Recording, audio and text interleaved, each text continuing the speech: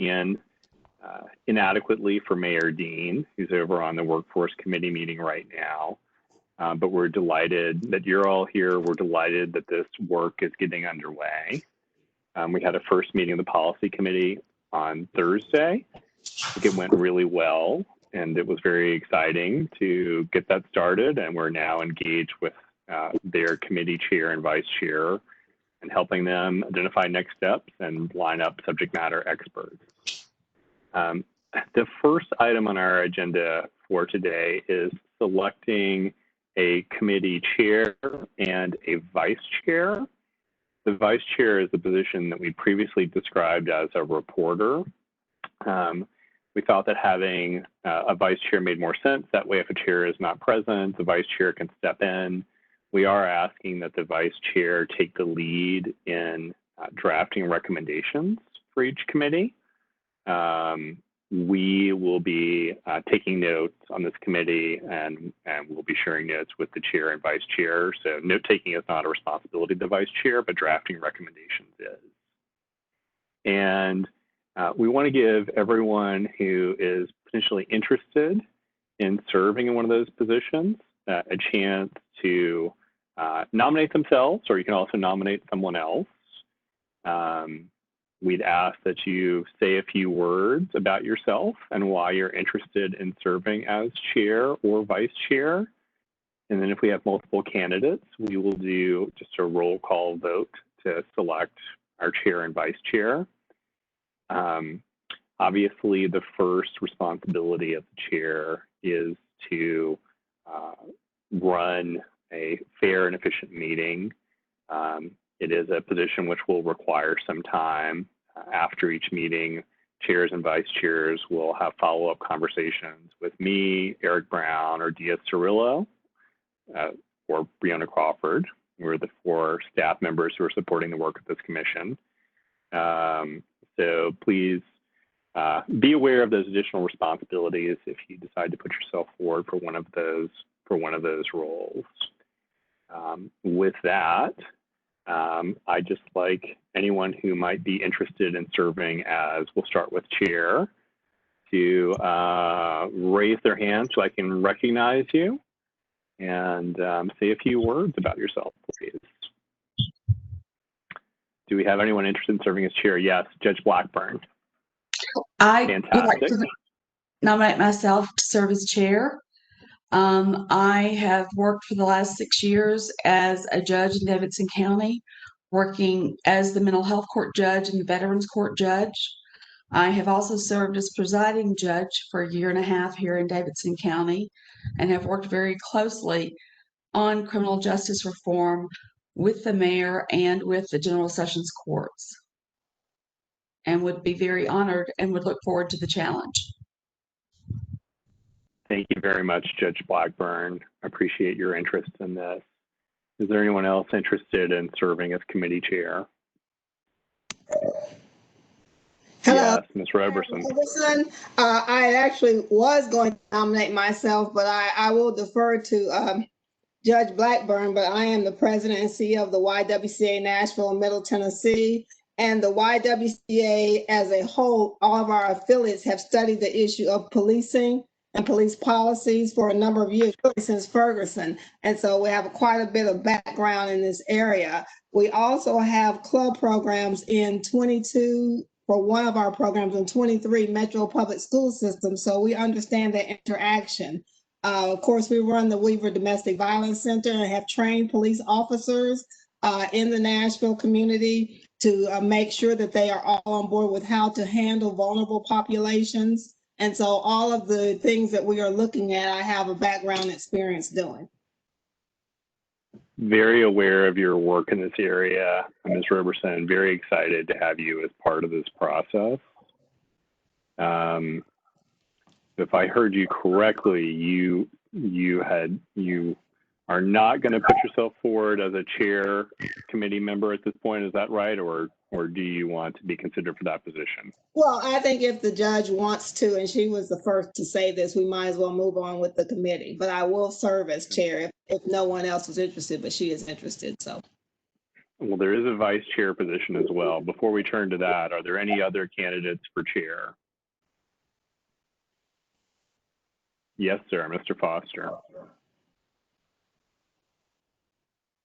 I was just going to nominate Ms. Roberson if she had not nominated herself due to her extensive work and research. So I just want to affirm Ms. Roberson and her position and her experience, and I really appreciate it. I also appreciate Judge Blackburn, her extensive experience in this field. So I think we'll be great with either of these wonderful women. But I was going to nominate Ms. Roberson. So that's all I have to say. Okay. I appreciate that. Do we have any other candidates for that position, or shall we move to the roll call vote? We only Okay. have one. We really only have one candidate. Well, so Judge Blackburn is a candidate, and Mr. Foster is, I think, attempting to put you forward as a candidate for this position. I guess I could ask the question, sorry, trying to be a little bit informal here. Would you accept the nomination to be a candidate for chairperson, or would you perhaps prefer to be vice chair, or considered for vice chair? I don't want to put my finger on the scale in any way here. Well, I don't know who might be interested in vice chair. We'll go ahead and let the judge be the chair of the committee if that's the position that she would like to be in. But I that's fine. That's fine. Okay. If we're all good with that, let's move on to the vice chair position. Are there any candidates for vice chair? Mr. Bund, it's David Esquivel. I'd like to nominate Ms. Roberson for vice chair. Second, Bob Fisher. Second. Are there any other candidates for vice chair?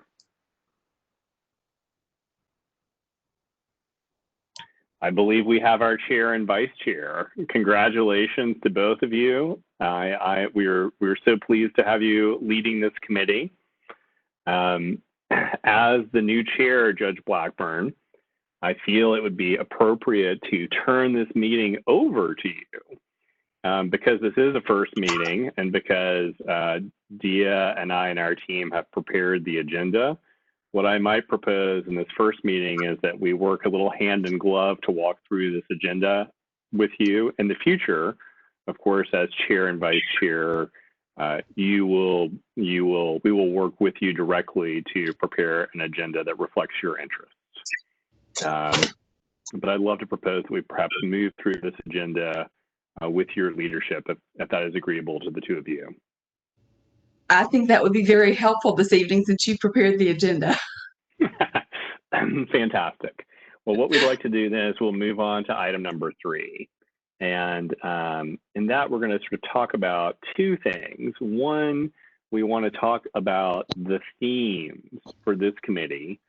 We want to talk a little bit about the general themes that we heard at the first full commission meeting, and specifically about the themes or areas that we think reflect this committee's interests.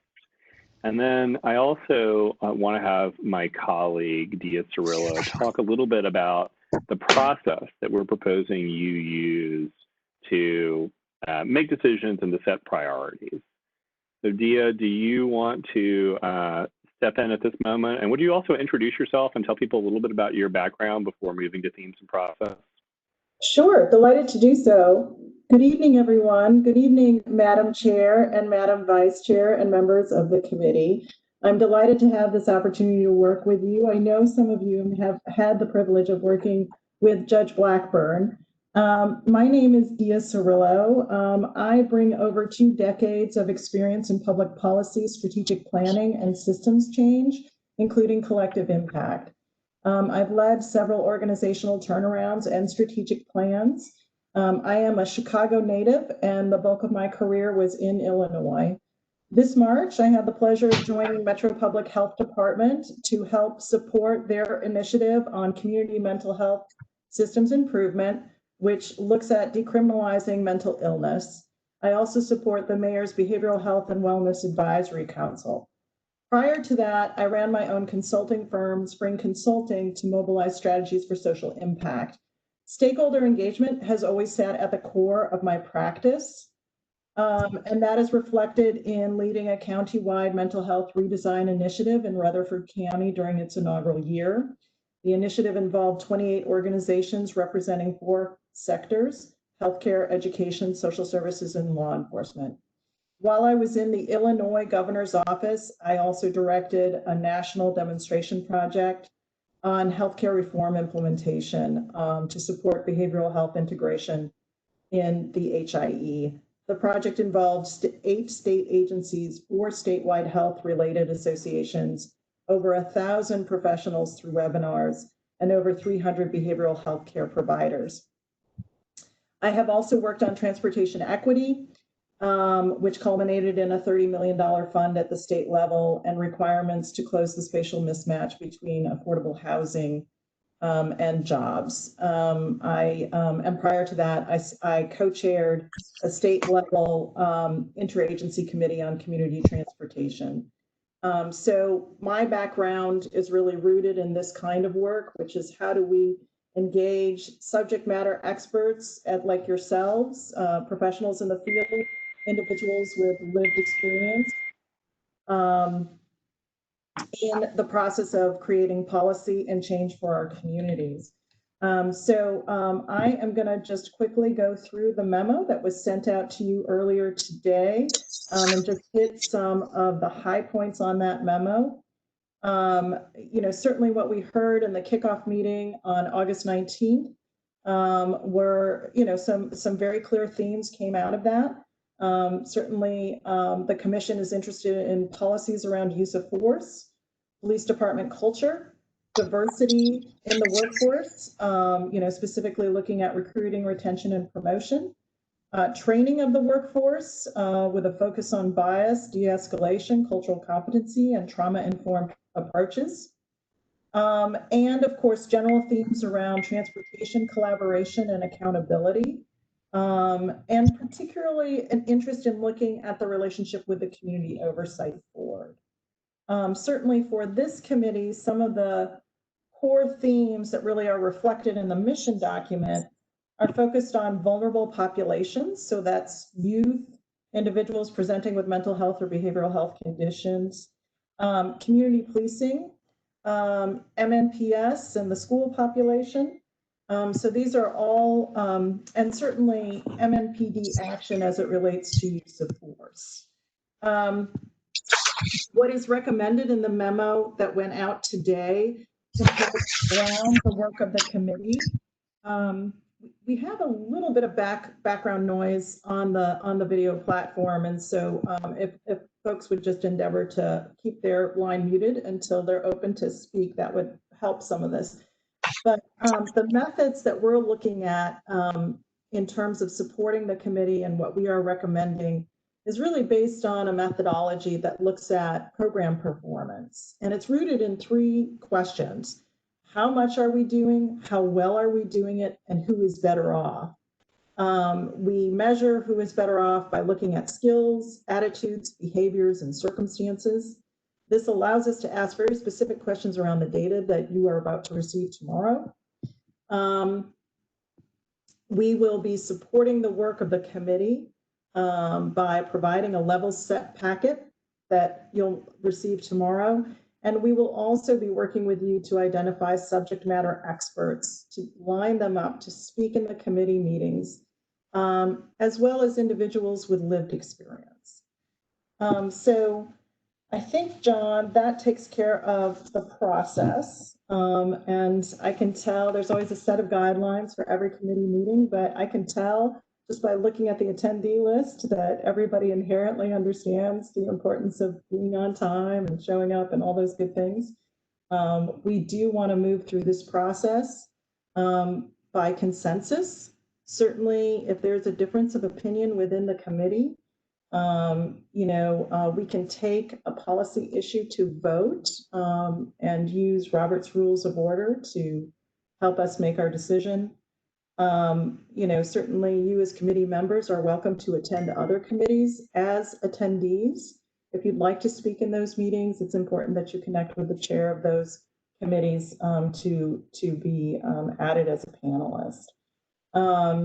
And if we don't hear from you in this virtual setting, we will assume that silence is considered agreement. So please be sure to speak up. So that's what I've got for you, and I'm going to turn it back to John. Nice to meet you all. Before we continue, there was a housekeeping matter, but I think it has been addressed. I wanted to, I'll proceed with substance.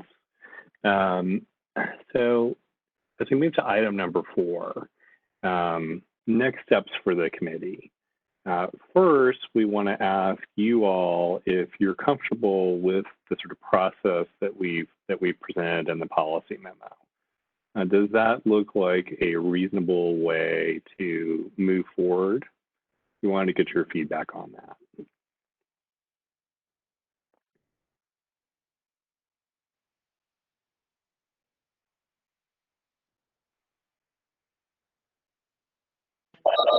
It's Jennifer Gamble speaking. Just to clarify your question, are you asking if we're okay with the process that you all have outlined for how we'll conduct the committee? Yes, ma'am. Yeah. Thank you. Okay, fantastic. Let's talk a little bit about the themes, and here we definitely want to hear from you all.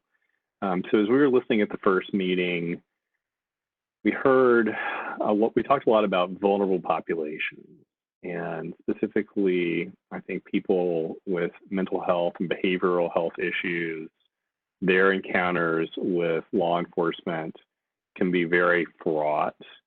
There are other uniquely vulnerable populations, the LGBTQ community, the trans community in particular is a population which we've heard a lot of concern about. Young people, of course, are a vulnerable population. We want to be very careful about how Mmpd react there. I think we also heard, MNPS is something we want to look at, and I expect as we think about identifying subject matter experts, that really understanding how principals and how MPS are utilizing school resource officers will be an important part of our discussion.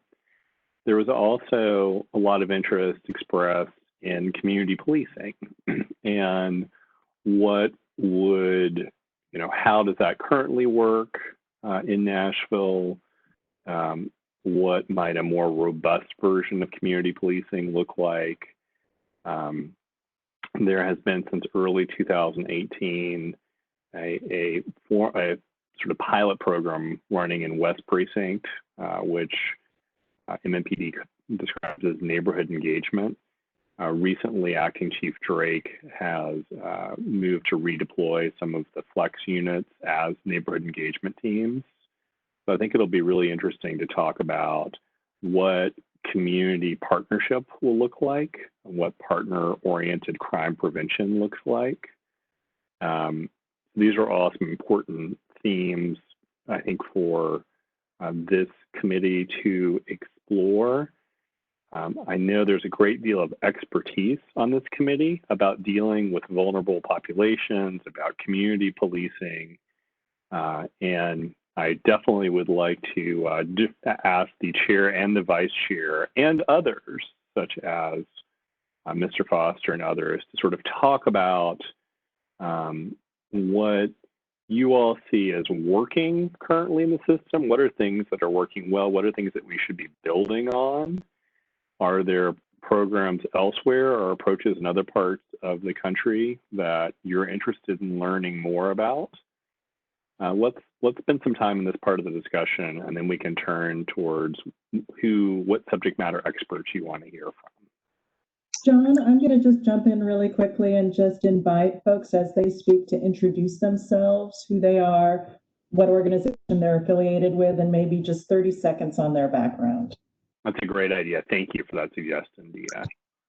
Well, John, it's Judge Blackburn. And I want to say first, in this venue, please just call me Melissa. Let's drop the judge and just call me Melissa when we're talking and we're working through these, because it's just going to be our tight group. So just drop it. It's Melissa. I work every day with the mental health population, both in the courtroom and outside. And I want to drill down on some of those resources, whether it be the mental health co-op where anyone in crisis is taken by a police officer and that process. I'd like for us to talk with the co-op and find out from them what is working and what's not working. Because I know we've streamlined the process because the co-op was able to expand their physical campus so that officers don't sit over there any longer for half a day with someone. They're able to basically drop someone off and leave. But I think we need to look at that process when someone's in crisis. I also think we need to look at the process when they go to, when an officer takes someone to general when they're in crisis as well. We need to look at both of those processes. I know, and I had one of my staff, my court administrator, in fact, today, check with Deputy Chief Huggins. There is a manner in which an officer is made aware if someone has received mental health services through the jail or has come through the mental health court before an officer takes a warrant out to serve it on someone's home. They're aware that that person has received mental health services. Several years ago in Oak Hill, they were attempting to serve a warrant on someone. He had received mental health services. He committed suicide during the process.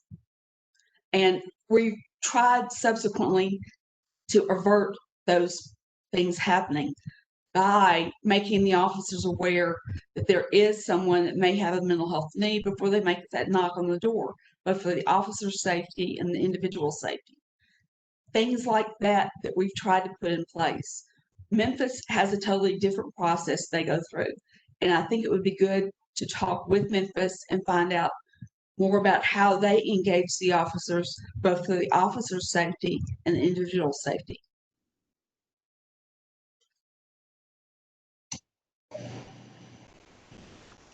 Those are wonderful comments. I think it would be helpful for everyone, perhaps, just to go around and introduce themselves briefly and sort of speak to this subject.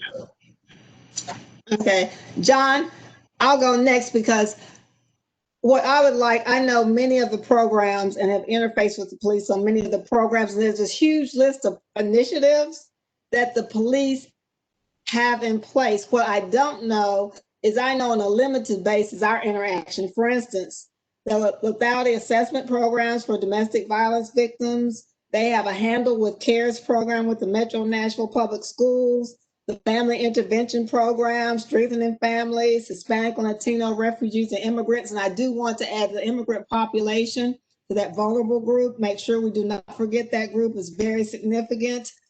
They have a Family Safety Center partnership, Citizens Police Academy with 100 Black men. They have trauma-informed techniques that they have been taught, LGBTQ coordinator, L Protector program. I have a whole list of programs that I'm just aware of. However, what I don't know is how well the police are implementing all of these programs that are on paper. And I would like for someone to speak to this group to tell us, when I say working with mobile crisis, we deal with mobile crisis at the Weaver Center on a regular basis. What I want to know is when mobile crisis, when they intervene and when they don't, and who is called. Here's an example.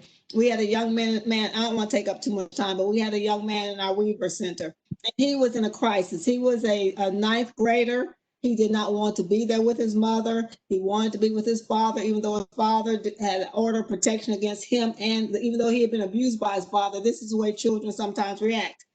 When the police officers showed up, and he was part of the immigrant population, this police officer, and I called them I've talked to the police about this situation. They were going to take this little boy to juvenile and to the juvenile justice system. And that was not where this little boy belonged. Fortunately, our social workers intervened and said, even though he's being violent, we'll keep him here at Weaver rather than him going to that system. My husband, who's a psychiatrist, says he gets calls all the time when there are white children that are acting up in the community and they get taken to Vanderbilt Psychiatric Hospital. I want to know how you make the decision between the police taking a child to Vanderbilt Psychiatric Hospital when they're in crisis and when they take an immigrant child in the Weaver Center to the juvenile system. I want to know how that decision is made. I need someone to explain these programs. Like I said, we have a very close relationship, work with police officers, but I want to know more about all of these initiatives that they have in place, whether or not they are really being implemented, and how much latitude do the police officers have in making these decisions? Is there a better way that we can do this enforcement of the situation?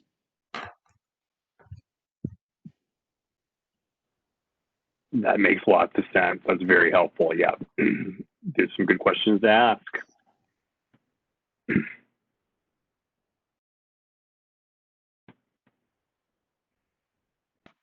I'll volunteer to go next.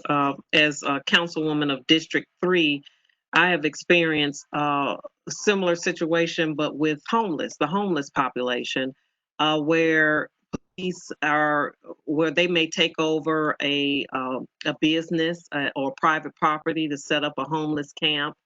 And before calling the police to have the camp removed, we're fortunate to work with social service agencies such as Room in the Inn, where we call them and they'll send out counselors to go and see if they can provide support to the homeless before we call in the police to have them removed. So if there's a similar situation where a homeless man, for example, the incident not too long ago where the homeless man was arrested for not wearing a mask, it would have been great to have the police contact a social service agency, Room in the Inn, or some other agency to come and address that, as opposed to arresting him and taking him to jail. And I don't know if it was a racial, because he was a Black man, because a lot of times in dealing with the homeless in my district, in my area north of town, we have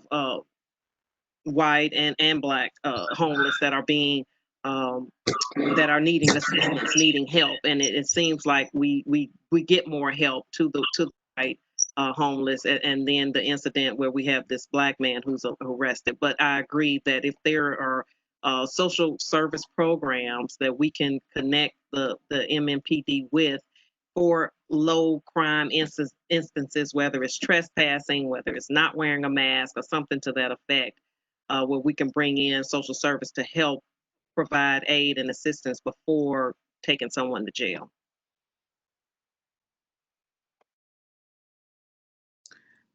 I can go next. Good evening, everyone.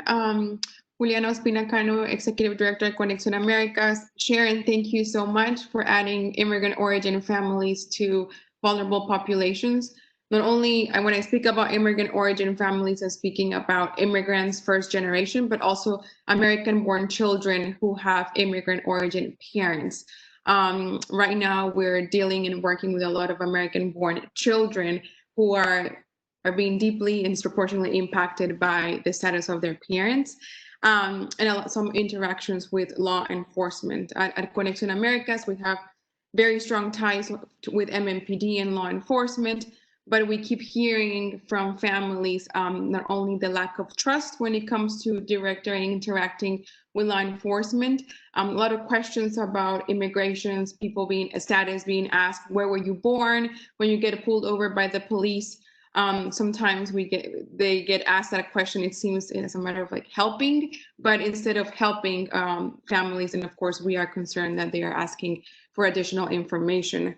The one thing that I would love to explore is explicit and implicit biases in law enforcement, and how can we be a resource, but also explore what kind of training officers receive to tackle these very important pieces, right? As we move forward to reimagine what law enforcement will look like in Nashville, Tennessee. And again, just cementing what I said earlier, when we're talking about immigrant origin families, we're also talking about American-born children, youth, and citizens that are participating in, of course, our society. And a little bit about my background: I work in civil rights in DC at the longest Latino civil rights organization in the country. So I'm honored to be part of this conversation, and whatever we can do to help, I'm here to serve. So, but thank you, Sharon, for adding immigrant origin families.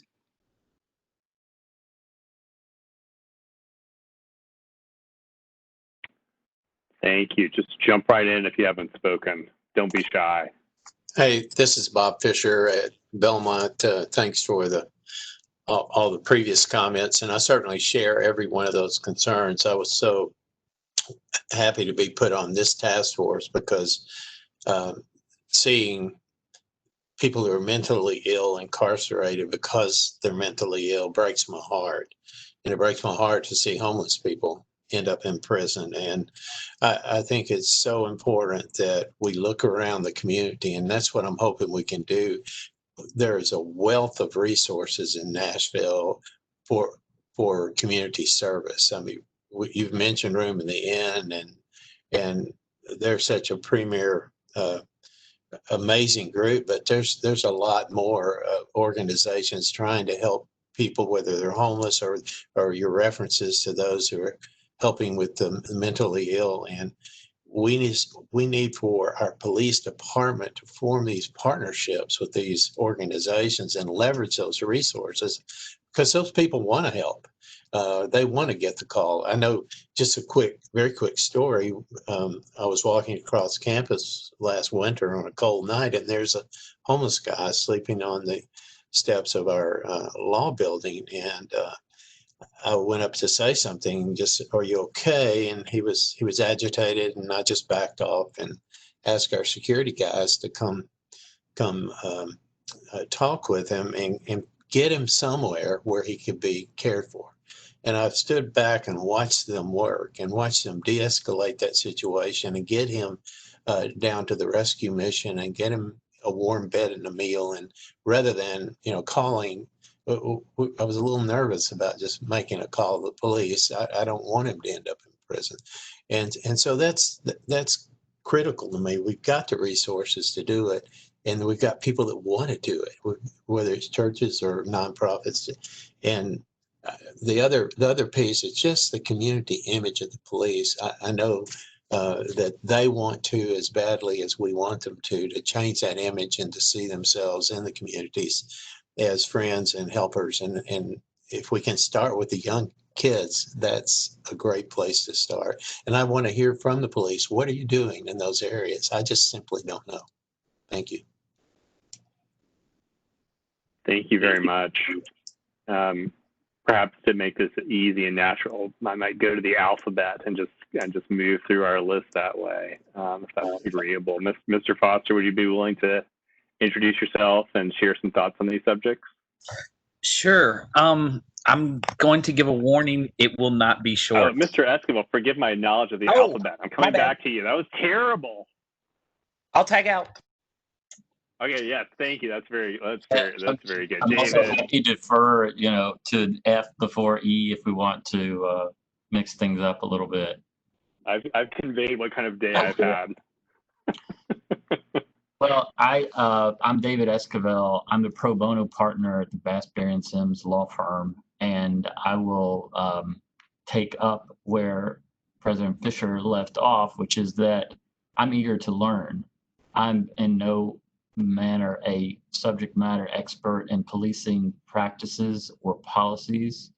What I have is an interest to learn, and it appears that we have the mandate and the resources to gather a lot of information and to hear from subject matter experts and to find out what other communities are doing or have done that have been successful and move Nashville in that direction. And so I'm very eager to be a part of that work. And so in terms of the themes and what you all have laid out, I think it is a good plan.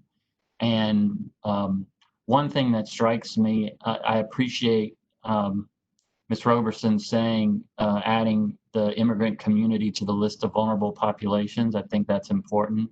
I would also add what I think is missing, which is race. Race is not explicitly stated in our mandate as a vulnerable population, and it seems like a fairly obvious concern to our community and many communities in our country right now, the disparity in race and particularly African Americans and their interactions with police. And that is something that I think I would want to highlight and make sure it was an express part of what we consider our work to be. And so the only other thing I would add at this point in terms of our plan is, as I look at our mandate and the topics that we want to investigate and make recommendations on, it's very broad, and there are a lot of sources of information that I think have a lot of data for us. So I'm hoping that as part of this meeting or the follow-up to this meeting, we will start to make lists and understand. I mean, there is a lot of data and policies from the police department in the areas that we've been charged to look at that I would like to start reviewing as soon as we can. We have Metro Nashville Public Schools and the youth in our community. And again, just looking at the categories that you've laid out in our plan, there's a lot of data and policies from MNPS that I think would be good for us to start reviewing. And then the nonprofits, many of whom are represented by members of our committee that have direct contact and knowledge and experience and can bring people to our committee who have the lived experience, but also data that would be relevant. I think a good starting point for us is to think about those organizations that already keep data and have policies and start to feed that information to us. I would like to get started on that as soon as possible. And I appreciate the opportunity to serve on this, and I'm glad to be working with all of you. Wholly agree with those priority areas, David, obviously. I guess I'll switch to first names and I'll say Eli. Mr. Foster, you're up. Eli, Mr. Foster, either way is fine. I'm extremely long-winded and I'm a storyteller, which works with being a teacher, right? Because kids like to hear things in stories. They learn in stories. So I feel like it's important to tell how I got here. 20 years ago, I was getting a Master's of Divinity in urban ministry in Philadelphia. I lived in right in an area of Philadelphia where North Philly comes in contact with Germantown. And the mayor at the time had a program called Safe Streets, where he put police on some of the deadliest streets in Philadelphia, 24 hours around the block on the street. So for 3 years while I was getting my Master's of Divinity, we had police on our block because of the nature of our street. So I got to see very firsthand how police interacted with under-resourced community. The community was 98% Black and very poor. Upon graduation, I moved to Baltimore. Also lived in a community that was under-resourced and did youth development. I was a youth pastor at a church for about 7 years and did community engagement and development through sports leagues and tutoring. And at this time, got to see even more firsthand interactions between police and youth, particularly Black youth. Had some positive engagements with the police at this time. There was a community policing program that was really positive, as well as some negatives. There was, on occasion, I am married to a woman of a different race. My wife is Black. And on one occasion, we ran into an encounter with the police that did not like that, and I ended up in handcuffs. So I have been on the other side of having an experience and having difficulties. It obviously, as a white man, that is a little bit more rare. After that, I moved to Nashville and was a teacher. I am particularly concerned about our immigrant population. For the first 6 years, I was an EL teacher. Worked very closely with Conexion Americas several years ago at Wright Middle. And I was there at the same time that President Trump was going through the primary, and oftentimes would work through the pain that our students from El Salvador and Honduras and Guatemala would have about the fears that were in front of them before transferring to Bellevue. For me personally, I want to echo several things I've heard. Mr.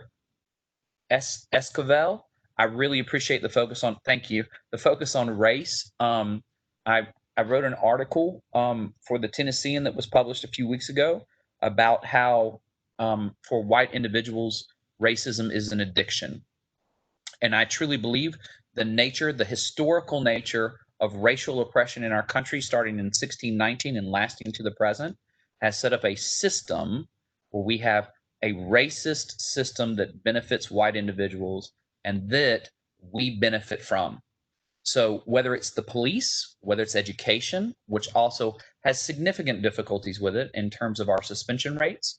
I know that the Tennessean did a report in our suspension rates 2 years ago. We suspended 3 times more African-American students than white students. So I fundamentally believe if we are truly wrestling with this, race has to be first and foremost, and how we're continuing to say, how do we deal with systems of oppression in this country? We have a country that was set up to benefit white individuals at the same time of denigrating Black and of color individuals. In terms of our policies going forward, so that's a little background. I did some reading and I just made a few notes. One of the things that was really important, I read the Community Oversight Board policy report on the 8 Can't Wait, produced by Campaign Zero. And from page 12, it says this interesting statement: while we stand by the idea that any political leaders truly invested in protecting Black life should adopt the 8 Can't Wait policies, we also believe that the end goal for all of us should be an absolute liberation from policing. So I wanted to dig around that because that seems really scary. And in terms of digging around that, the question really is, if we're reimagining, then what do we want our society to be like, right? What do we want, right? The ultimate goal of public safety is to not need people to keep the public safe because we have adequate jobs and adequate housing and adequate education. So I just want us to keep that in our mind of where we want to go. We want to go in public safety to the standpoint that we do not need individuals to protect us because we are doing right by each other. Now, obviously, that's incredibly optimistic, and we are not there yet.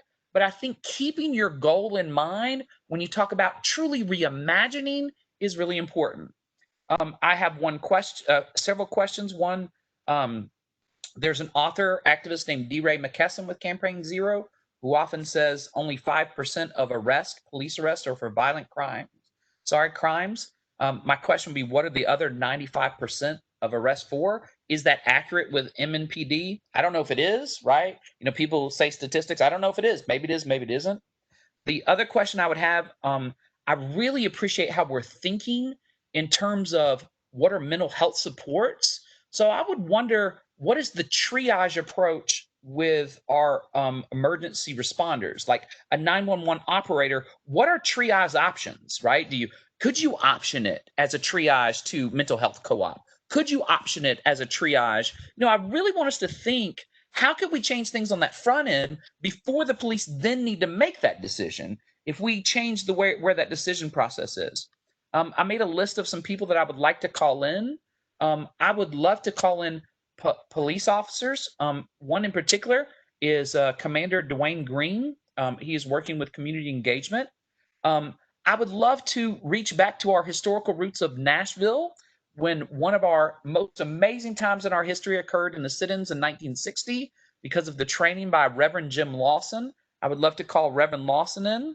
I would love to call Dr. Philip Atiba Goff. He's with the Center for Policing Equity, and often he does work around looking at what we can do in terms of equity in policing.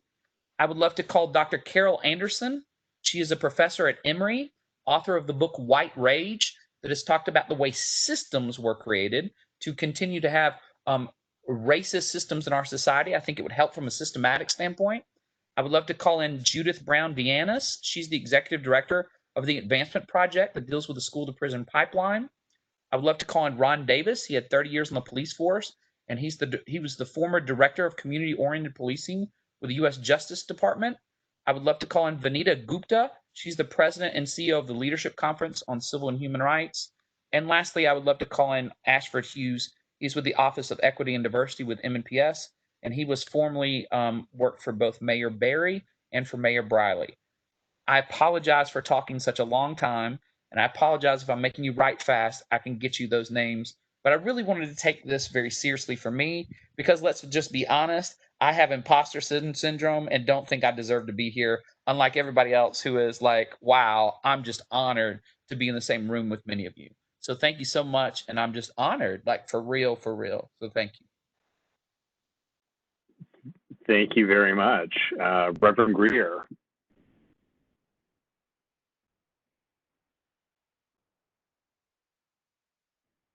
Thank you, and I'm delighted also to serve on this committee.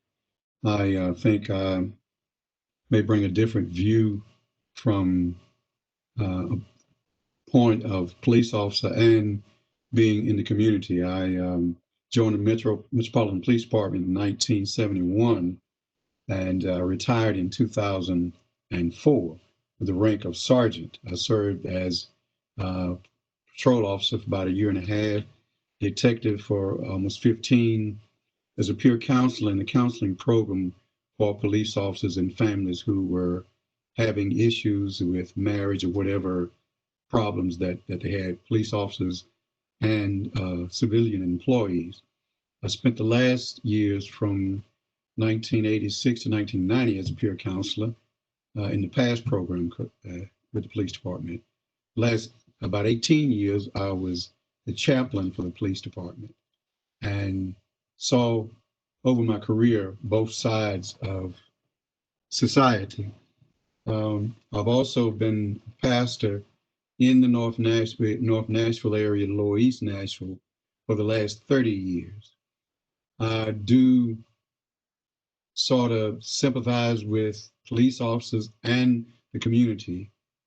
I, for one, believe that one of the biggest problems with community and our police department, whatever race, but especially in the African-American community, is that we don't know each other.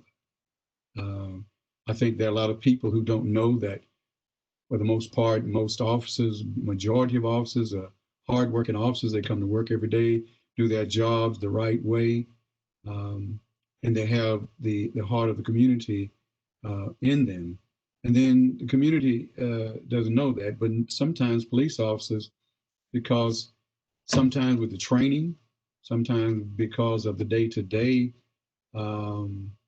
operation, where you come in contact most of your day with people who are not on the up and up, people who are criminals. And police officers may have the tendency to start to think that everybody in the community is a criminal, because that's all we deal with, the criminals. Lady once asked me, why is it that police officers, when you see them driving, they're always serious, they look like they're preoccupied, they're serious. And it's simple. They're never en route to a call where somebody's going to say, "Hey, officer, I call you out here to say you're doing a great job and hope you have a great day." So there's a lot of pressure there. But I think that some of our problem with the police department and the community is that we don't know each other. And I don't know if we're going to explore ways that we as a community and we as police officers can come together and have ways of getting to know each other, ways for police officers to interact with the communities, not in a criminal setting, but in a helping setting. You know, the motto used to be to serve and protect. We serve first. And we have to look at our officers as being people who are to serve us, and they have to look at their job as being servants of the community.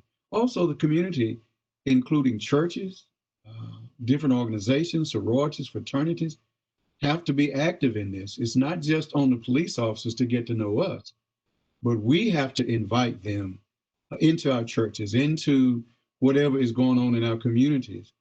And I think that will go a long way. Supposing somebody mentioned the Reverend Jim Lawson, who taught nonviolent techniques at the American Baptist College and other places, First Baptist Capitol Hill. I firmly believe that he has a great perspective on community policing. One short story is told that he was demonstrating downtown, I believe it was Nashville, and a man spat on him of a different color. And he stood there for a minute and he asked him and said, "Sir, do you have a handkerchief that I could can use. And the man thought from it, and he gave him his handkerchief, and they started a dialogue.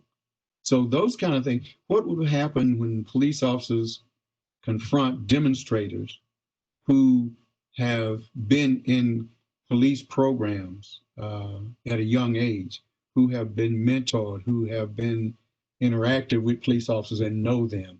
If they're standing across from each other and they know each other, I think the outcome would be different. So I'm interested in knowing what programs the police department already has. I retired in 2004, so I'm sort of removed from the police department, but I'd like to know what programs they have now. How can we improve on those, and how can we implement new programs? Thank you. Thank you very much. My struggle with the alphabet continues. Councilmember Gamble. I spoke earlier, actually, but I would Okay. like to comment to Mr. Greer's really quickly. I totally agree with you about communities getting to know each other and the police getting to know each other and having programs out in my area specifically. The Madison precinct has done a great job with their community relations and community outreach. The community liaison at the Madison precinct meets regularly with neighborhood groups, comes out, has coffee, donuts once a month with neighborhood groups, and that's a way that the neighbors can get to know him, he can get to know the neighbors, and it has helped with relations in our area. So something like that across the city would be great. Thank you. Mr. Harami. Hi, good evening, everyone. Thank you so much. Again, I'm very glad to be part of this committee. And just I want to, I think most of them, they explain whatever we like to discuss, you know, but if you look at the title of our committee is the Community Committee. I have been working with Salahuddin Center of Nashville in the Kurdish community and the Muslim community in general with that 20 years. And since 2001, we have good relation with the police department. And we solved a lot of problems, including gangs, drugs, and juvenile issues, building the relation with the schools. And all these comes through the active police department, who, while they have been active, while they have been encouraging having this relation, we were good. And when there was some changing happened to the police, like they changed the police community coordinators, and the one active, the other ones come back is not active. You know, that's it leads to that reduce this relation. So. In general, this committee, what I prefer as a title of our committee, you know, to study all the community, enlarging Native American community, Native Nashvilleian, health, mental health, every segment of the community, and also New American community, immigrant community. The immigrant community, they come from different countries, and they are not familiar with the system of this country. We had many seminars with the police department in the beginning regarding domestic violence and child abuse, and how they know about the police systems. So this one, we need to study the community and what the concern of the community they have. We can figure out this from the survey. We need to have a survey, and the community need to be involved. The policy of the police, you know, we have to involve them. And again, as like those mentioned, those previous they talked, you know, about the education both sides. It's not just education police department. It's educate the community about the police department, what they have, what they do for the community, and educate the police officers about the community, about their cultures, about their traditions, and also building good relation with them. If as much as an experience, I have 20 years experience here at the Salahuddin Center with the community. As much as there was good relation with the community, the rate of abnormal activities, it was reduced among the community. And also the diversity in the police departments. We need officers from the other communities. What is the barrier that the other community they don't like to join the police department? There are the barriers, we need to study those barriers. And also, as like David, he said about the successful program that the community or that organization they have, we need to have to study and give them all these as a report for the policy committee to involve that with the policy of the police. And also we need to having good plan for the future police department, how they build good relation with the community. As much as police, they have good relation with the community will be part of the public safety and they will be helpful. So that's all my recommendation, but I prefer as soon as we can prepare for the survey for the community, what the community they like, what the concern they have. If someone has been stopped with the police, how the police dealing with him. And again, in the same way, we have some police officers, one gentleman from Afghanistan, one from Kurdish, I talk with them. What is the concern that you have toward the community? What do you like the community to be? We need to also ask the police department what they like the community to be. It's not just a need relation with both sides. That's all. Thank you for everyone. Thank you very much. Pastor Maxwell. Yes. I want to piggyback off of the previous speaker, Brother Hawani. I think in order for the committee to really look at the next police chief, we've got to look at the embracing of diversity in our community. Our community is a very diverse community. Nashville, Tennessee, Davidson County as a whole, it is so diverse. There are situations that exist and we can't rule out or what some have said, just dismantle the police department. That's not a possibility. That's not even reality, because there are always going to be problems within the community. But understanding the diversity of the different groups of people and the pockets of the community that make up Nashville as a whole, that has to be taken into consideration. In the recruitment of new officers to the police force, it is imperative that we look at other people of different backgrounds to recruit into the police department so that they also can train the officers that are there, some of the senior officers that are there, on how to handle different situations inside of that diverse populace in which we embrace as a community of Nashville. A few years ago, and I'm not going to be real long-winded because Eli did that for me.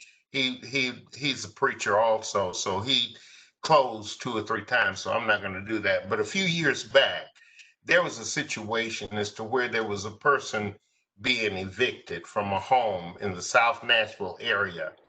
The sheriff's department showed up. One of the officers of the sheriff's department was killed by the individual.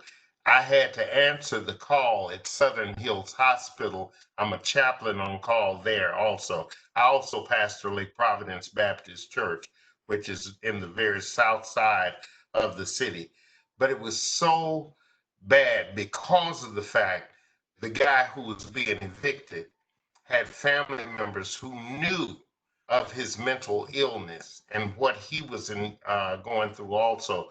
But with that, if there had been more communication between families, the family as well as the department that was about to serve the eviction papers and what was about to go down, that young man might still be alive today. He left behind a child, a very beautiful daughter and all. And those are the things that we've got to take into consideration: the diversity of the community, recruitment of other officers embracing different situations as far as mental illness is concerned, and not always just taking that person that is mentally ill to the jail itself or to juvenile, but have evaluations done as to where the proper care is.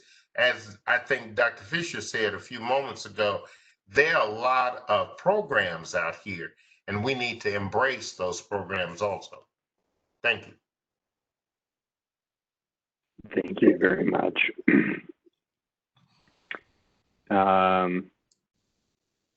Tom, I guess working through my alphabet here, would you like to speak next? Okay, thank you, John. Thanks to everyone. Good evening.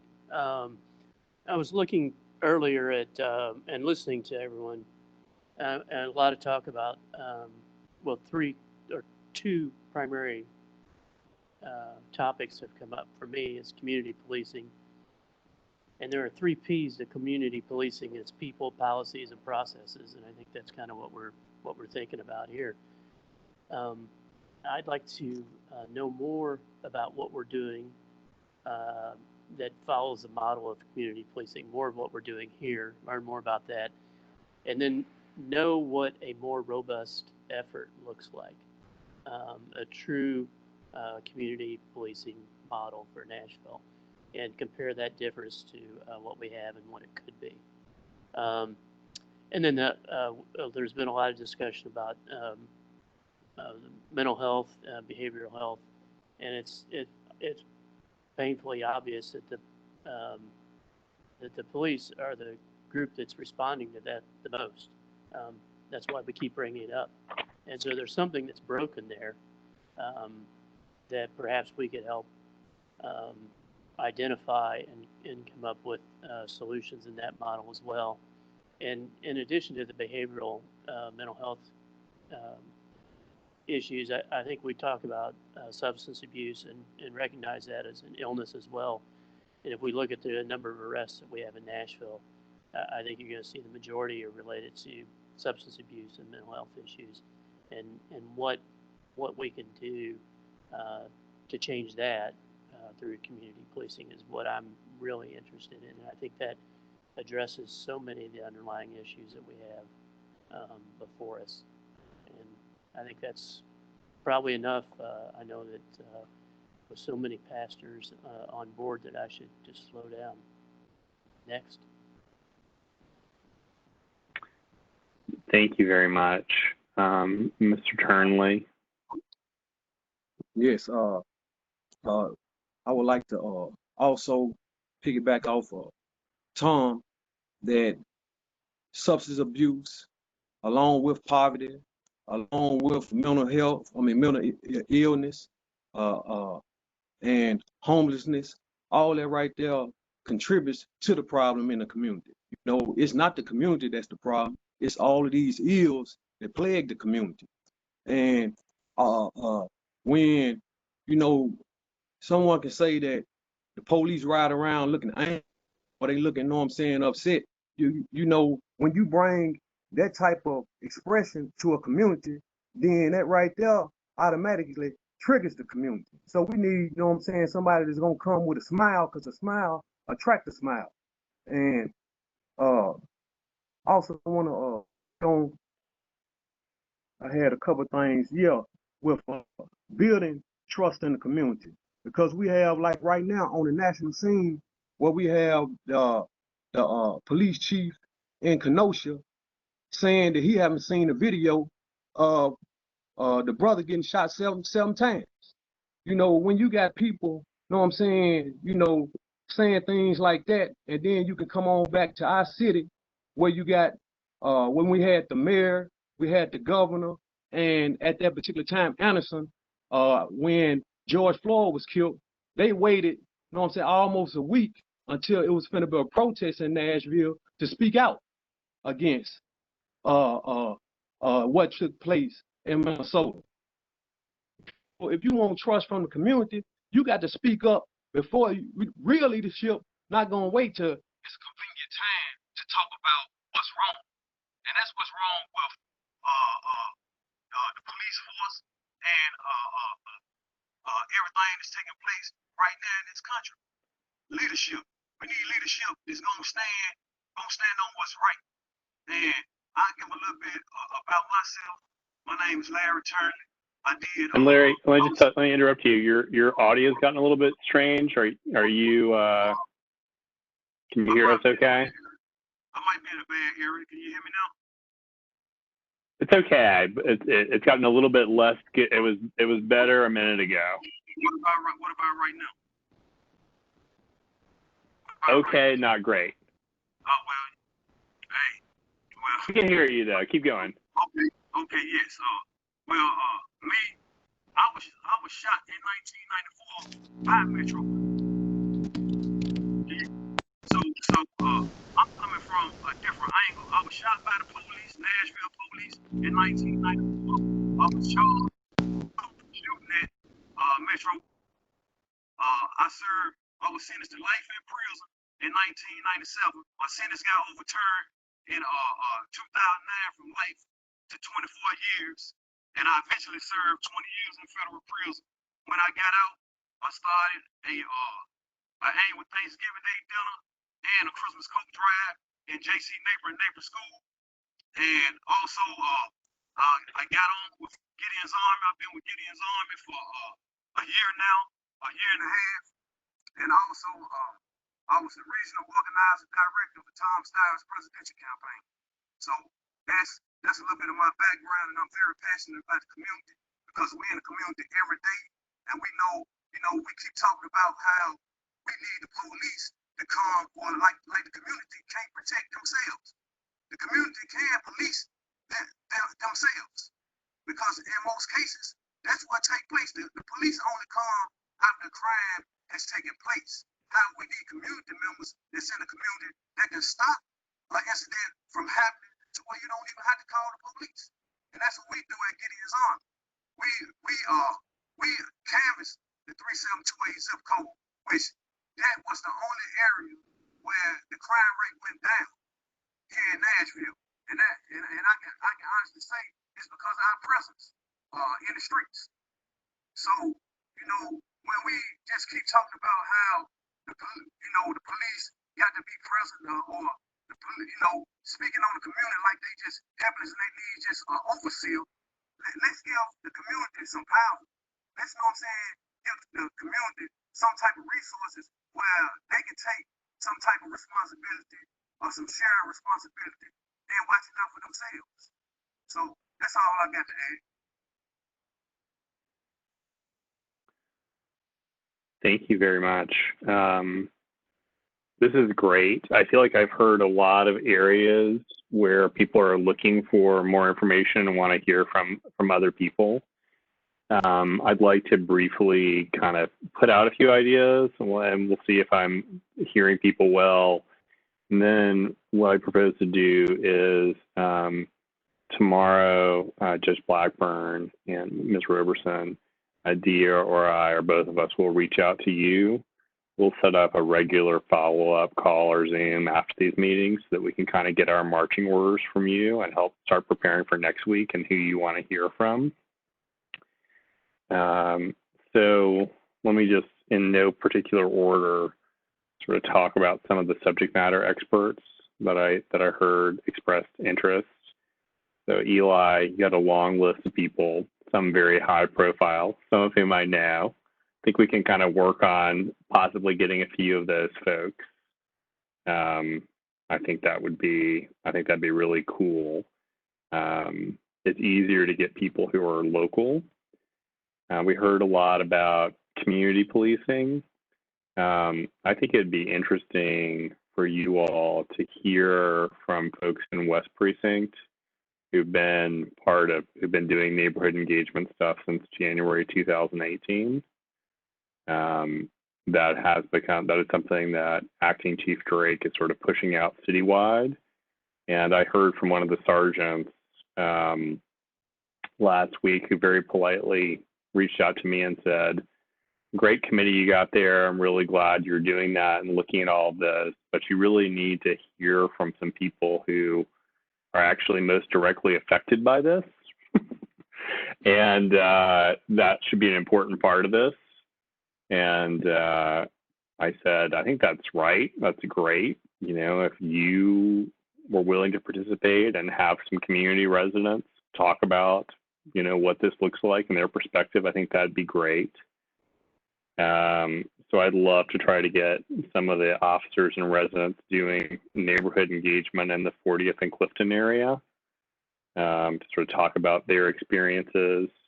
We've got mental health co-op for sure. I think that's an important part. We've got sort of MMPS perspective on SROs for sure. And what are some other top priorities among subject experts that should be on our list? Or what else did you hear, Dia? Well, can I add something? Of course.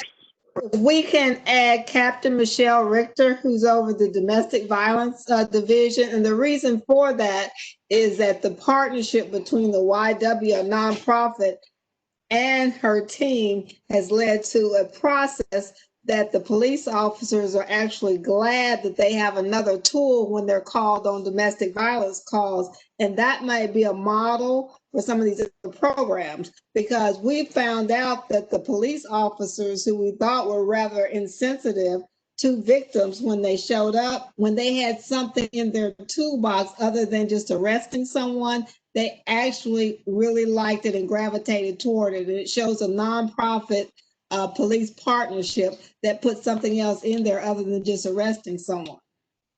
Yeah. And I also heard you ask, of course, about, you know, what determines whether someone gets to go to the Vanderbilt psychiatric facility versus going to juvenile. Yes. So that seems like a really important question. I'm not sure if that's, I mean, it's a police department question, maybe it's a juvenile courts question. I'll circle back with you and Judge Blackburn on that and figure out how to get at that set of questions. John, I actually think that a really good subject matter expert would be Judge Sheila Calloway, just simply because she has worked so hard to transform her court. I think that's a very interesting story. And I think, you know, I'd be very interested to hear what, you know, policies or potential directions we should be considering to help support her work moving forward. Mm-hmm. I think that's a great suggestion, and I can reach out to Kathy Sinbeck, her administrator, and sort of figure out what her availability is. And John, although we have these 3 other groups, and I know another group is really looking at the hiring of police officers, and I do understand that there is a need to have more diversity in that practice, but that's another charge for another committee. But with that said, there is a component of what we're supposed to look at, cultural competency, as there ways to make sure we have someone with some sort of expertise in that area. So even if you have a police officer that doesn't fit into one of these categories that we would like to see, that they would have the competency or cultural competencies to appreciate the position of these other populations. John, and to echo Sharon's comment right now, we recently lost one of the protector, our connections with the local police department, actually because of egregious behaviors. So I am interested as far as the word with immigrant origin communities, what sort of engagement, cultural competence, and what exactly is happening at the local level to engage immigrant origin families. So thank you, Sharon, for the cultural competence piece as well. I think that's a great point, and obviously that touches on the diversity of a force or the need to increase that. Let me work on that.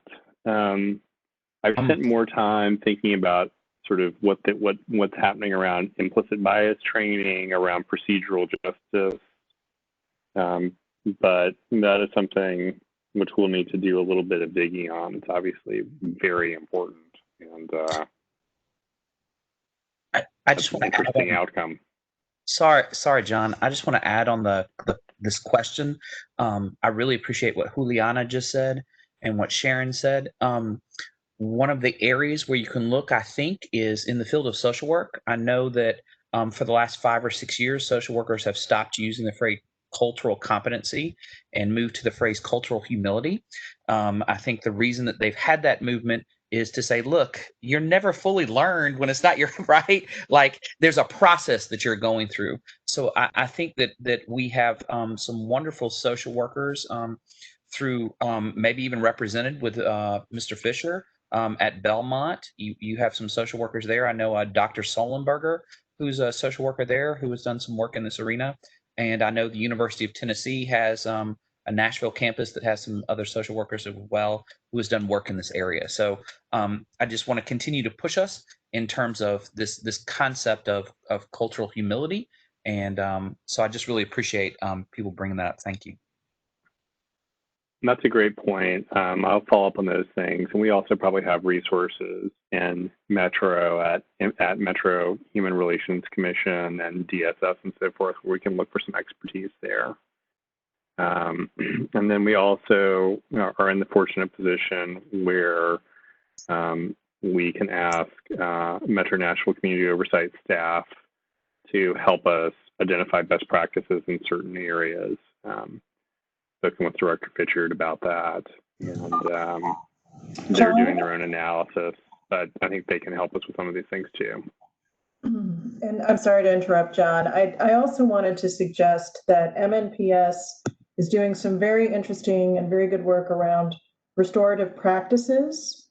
And it might be helpful for this committee to hear more about what they've done, what they're doing, and again, what else needs to be done. Yep. And then I also, now that you bring it up, I think I would love to hear from the Community Oversight Board. I think we've heard a lot about the nature of this committee and that body. And in order for us to make sure that we work hand in hand, I think we need to hear from them so we can better support and bolster their work, John. So that's something that I would like to see sooner rather than later. Learn about their work, what they're doing, and how can we better support that important group of people. That's great. Well, we can ask Director Pitchard to come. We can reach out to Ms. Davis, who's the former COB chair. So lots of resources there. I just want to affirm Ms. Diaz-Cirillo's statement about MNPS. We have a social emotional learning department. We were one of the first districts in the entire nation to develop that, because we understood social emotional learning as it related to the entire child. We don't do everything well, but this area of restorative practices and restorative justice, I agree, we've spent a lot of time, energy, effort, and funding to build up a department and to get training for teachers on a regular basis in this arena. John, I think it would be good to talk to Dr. Williamson. She is at Elam and heads the mental health and wellness behavioral issue department.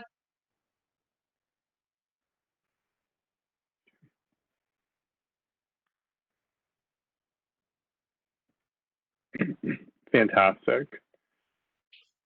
Well, what I will do, I think, as a next step, if this makes sense, is first, we will work on getting minutes from this meeting to the committee chair and vice chair, and of course, other members as well.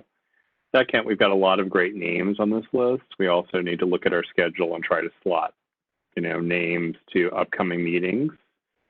So we will work on that, and Dia and I will reach out to you, Ms. Roberson and Judge Blackburn, work on the first names, and we'll be hand in glove with you, and we'll rely on you to sort of tell us who you want to hear from when, and we will start reaching out to people in the next day or two with the hope that we can get some of these subject matter experts to appear at the next meeting.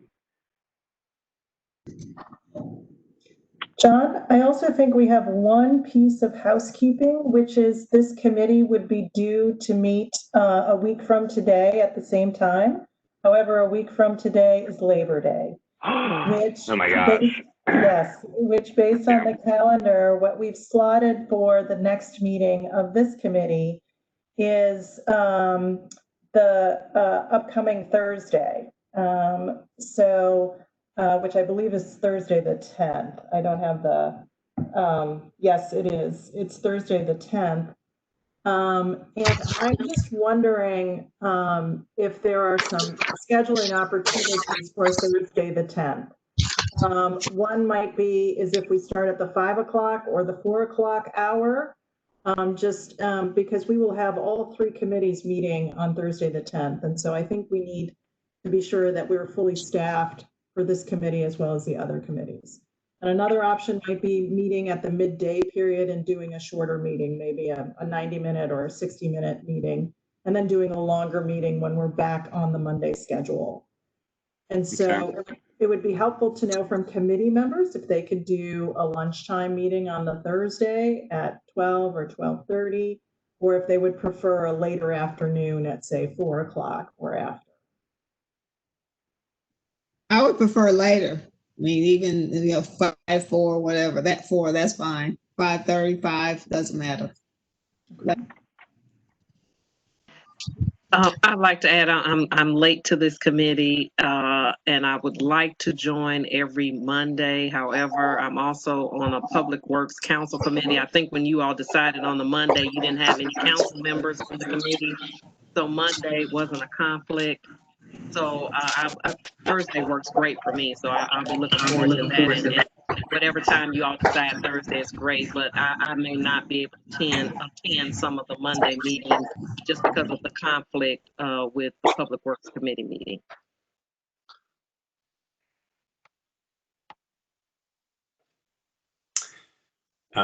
Is there, so we have a preference for 4, 5. It doesn't sound like midday is good for you, Ms. Roberson. I can make it work. That's just a preference later. I can make the midday work. It's just that it's right. This would be just a one-off if we needed to do it. If we did need to do noon, is there anyone for whom that would not work?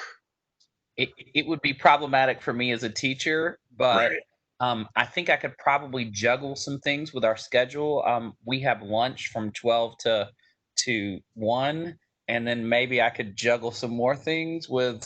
So I can try to juggle. I can be like, hey, do this. I can try. So we'll see. Okay. Is there anyone who could not do 4 o'clock on Thursday? Okay. All right. That's very helpful. Thank you for flagging that, Dia. We do need to make sure that we can get all 3 subcommittees working well on Thursday. So having the option to try to do an hour meeting at lunch could be very helpful for us. And we'll talk to the other committees as well. 4 could also be good. And we'll follow up with all of you via your committee chair and co-chair on that. And could I just quickly ask, you said that one would be an hour. How much time should we budget routinely for this? What do you think, Dia? So as I think on average, each meeting will be close to 90 minutes to 120 minutes, depending on if you have subject matter experts join us. Okay, thank you. Does that make sense? Okay. Sure. And of course, we want everyone to participate, but we do understand that you all have very busy lives and everything, is being recorded. So it's all available to review if there's a meeting you can't make. And then, John, sorry to interrupt, but Judge Blackburn and Sharon, I kindly ask that we either have a timekeeper or someone to monitor our time as well for the next couple of meetings and make sure that there's equal representation and we hear from different people in the committee.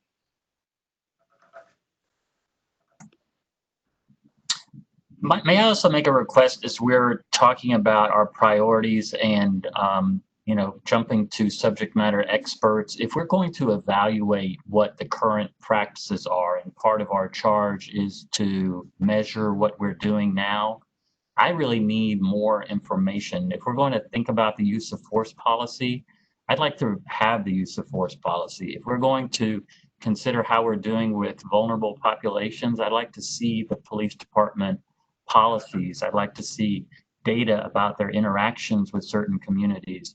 There's a whole baseline of information that I don't think we need to take committee time to do, but I expect part of my role in the committee will be to be able to hear from subject matter experts with an understanding of what the current standard is.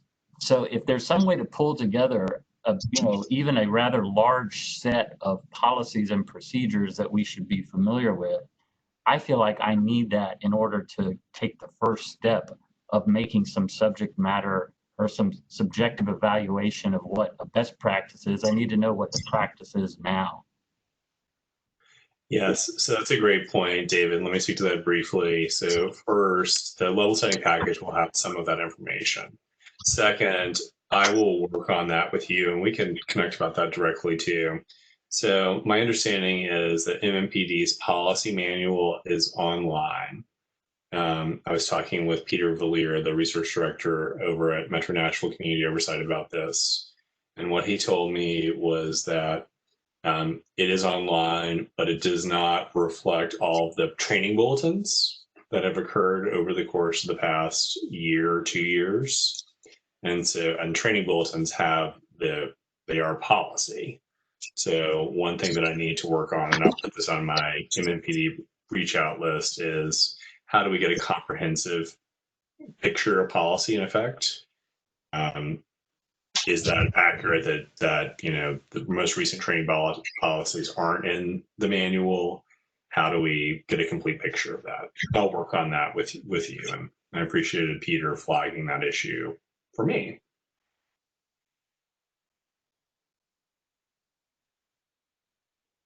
And MMPD policy is also very large, so prepare yourself. They've got a lot of policies.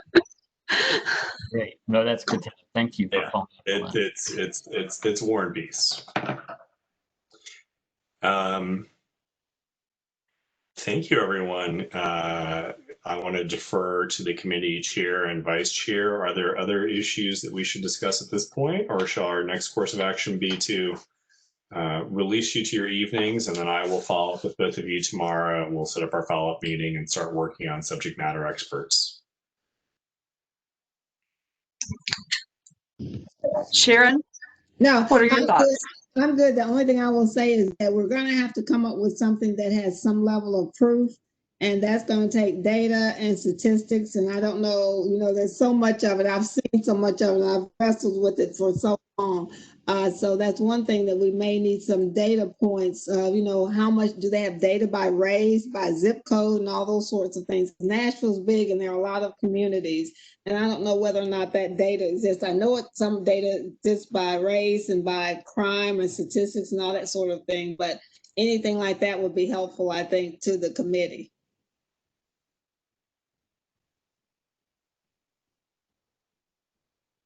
Totally agree. And I think that what you'll receive hopefully tomorrow in the level setting package will be a good first step at that. Okay. I'm anxious to see that tomorrow. Yep. Well, thank you all. Thank you all for your time. We're really excited to be starting this work with you. There's a lot to learn, and I think it's very clear what we need to be learning about and the direction that we all want to go in. So very much appreciate your time, and thank you on behalf of Mayor Cooper. And we're going to work hard to support you and get the information you need to do a good job. Thank you. Thank you. Thank you all. Thank you. Thank Bye, you. everybody. Thank you much. Bye. Good night, everyone. Good night.